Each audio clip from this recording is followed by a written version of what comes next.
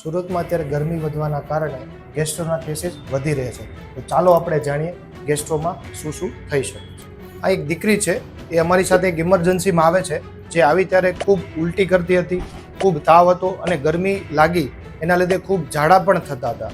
જ્યારે તે આવી ત્યારે ખૂબ તાવ હતો, એના લીધે એટલી સુસ્ત હતી, પાણી પી શકતી નથી અને વધારે ઉલટીના કારણે બોડીમાં પાણી પણ ઓછું હતું, જેના લીધે એને ખૂબ નબળાઈ રહેતી હતી, પેશાબ પણ ઓછો થયો હતો.